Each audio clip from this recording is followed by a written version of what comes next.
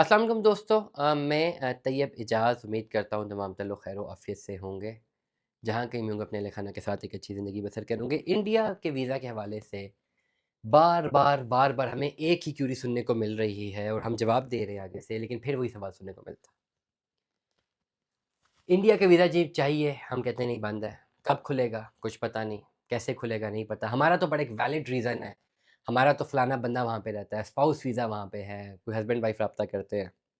Wife कहती है कि मैं पाकिस्तान में हूँ, मेरा हस्बैंड इंडिया में, मुझे वहाँ जाना है। हस्बैंड कह रहा होता है मैं यहाँ पे हूँ, मेरी वाइफ़ इंडिया में, मुझे वहाँ जाना होता है। मुख्तलिफ़ रीज़न्स बताए जा रहे होते हैं और कहा जा रहा होता है कि जी वीज़ा खुलेंगे कि नहीं खुलेंगे, वीज़ा मिल रहा है कि नहीं मिल रहा, पाकिस्तानी पासपोर्ट पे क्या इंडिया का वीज़ा इस वक़्त मिल रहा है या नहीं मिल रहा। इसका सिर्फ़ एक ही जवाब है कि नहीं। अगर आप मुझे ये बोलें कि जी हमारा एक बड़ा कोई वैलिड रीज़न है, हमारी बड़ी ज़रूरत है, बड़े स्पाउस वहाँ पे रहते हैं, जो भी आप कहना चाहें, हमें वीज़ा चाहिए, तो इसका भी जवाब नहीं है। क्यों जवाब नहीं है? क्योंकि ओवरऑल हमने पिछले साल 2025 में पाकिस्तान और भारत की जंग देखी। इस जंग में हमेशा जंग के भी कुछ असूल होते हैं। जंग के कुछ असूल ये होते हैं कि पढ़ाया जाता है, इंटरनेशनल लॉ भी पढ़ाया जाता है कि जब जंग होती है, तो जब आप अटैक करते हैं तो आप सिविलियन इंस्टॉलेशंस पर अटैक नहीं कर सकते। आप मिलिट्री इंस्टॉलेशंस पर अटैक करेंगे या डिफेंड करेंगे या अटैक करेंगे। आप एम्बुलेंसेस को हिट नहीं कर सकते। अगर फ़िज़ाई जंग हो रही है, तो फ़िज़ाई जंग में आपके जो पैसेंजर्स प्लेन्स हैं, आप उनको हिट नहीं कर सकते।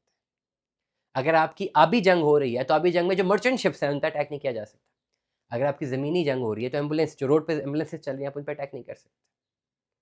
आप सिविलियन इंफ्रास्ट्रक्चर को तोड़ नहीं सकते, पावर हाउसेस को तोड़ नहीं सकते और सबसे बढ़कर 2 मुल्कों के दरमियान अगर जंग है, तो वो क्या करते हैं कि अपने डिप्लोमैटिक मिशन खत्म कर देंगे, सब कुछ खत्म कर सकते हैं। लेकिन एक चीज़ वो नहीं कर सकते, वो क्या है कि जो लोग मेडिकल ग्राउंड्स के ऊपर सिविलियंस उनके मुल्क में मौजूद हैं, वो उनको बाहर नहीं निकाल सकते, क्योंकि वो मेडिकल ग्राउंड के ऊपर है।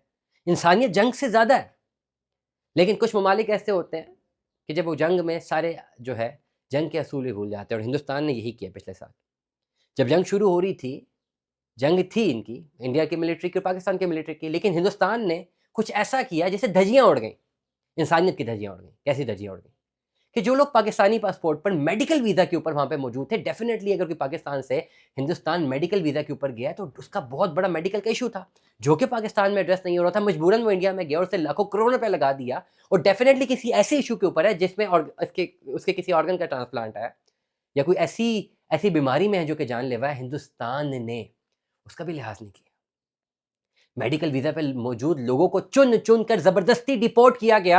इससे बड़ी गैर इंसानी हरकत क्या हो सकती है, जो वो करेंगे? तो इस सब के बावजूद अगर आप ये समझते हैं कि आप यहाँ पे मौजूद हैं और आपका हस्बैंड या आपकी वाइफ़ हिंदुस्तान में है और पाकिस्तानी पासपोर्ट पे आप इंडिया का वीज़ा लेना चाहते हो, तो क्या आपको मिलेगा?